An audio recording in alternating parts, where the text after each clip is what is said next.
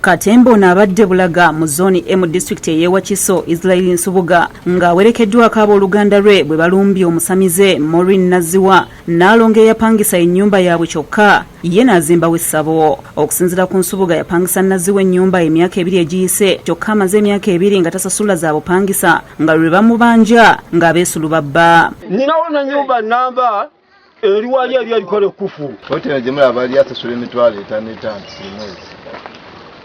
Tuka namale myaka ejiwera ddala nga tasasula. Myaka 2 omwana wange tamuwa yadde 10. Agamba badde takyamuganya kutuukawo nga buli lwagendawo abakuuma embuga bamugaana okuyingira n'ekyaddirira kukuba bibati ku poloti ye. Ne muganti ye kino lwaki okikoze bwoti?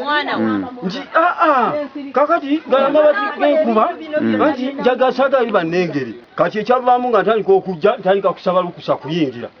Nsoka kokona nze wawange. Agamba yatuuka ekiseera n'amusaba abaviire mu nnyumba anoonye awalala w'akolera n'agaana ng'agamba talina gy'atwala bajjajja kubanga ekifo baakisiima era nti Nsubuga bw'aba ayagala ayingire mu mbuga ateese nabo. Kabooziraba wano mwalimu ennyumba ezo nga bwe zaali yaddira ku poloti eyo. N'ennyumba zaali zinyirira nga bwe zitubooziraba. Naziwa ng'alina ebba Emma Katende bakalambidde nti nabo tebaagala kulemera mu kifo kye bapangisa wabula emmandwa ze basamirira ze zaasiima ekifo nga nabwo ekityo Nsubuga yalina okuyingira bamubuulire ekyokkola. Ekituufu kiri nti nze sirina lupapula lwonna lwogera ku kifo kino nti nze wange oba okiraba wabula naleetebwa ng'omuweereza n'essaawa zino ng'erambaga nti nze nsobola okufuluma naye ebiriwo nga byo tebivaawo. Emisango egiri awo si gyaffe gya kika egyo emisango gya butonzi oyo kabaka Kintu ne maama Nambi bava ttanda ne bajja ne batuula wano tugamba natuwa obubaka nagamba onayagala kuntunda naye nze situndwa wabula mumuyite ajje tutuule nange ku mmeeza ambulire sente zayagala. Naŋŋamba nti mugambe nze sigenda kuvaawo wabula ambulire sente zayagala oba si ekyo muweemu ekifo ekirala. Opangisiza ekifo ky'omuntu okivunaaniza nannyini wakyo watuuka okukyetaaga okimukkiriza oba nedda.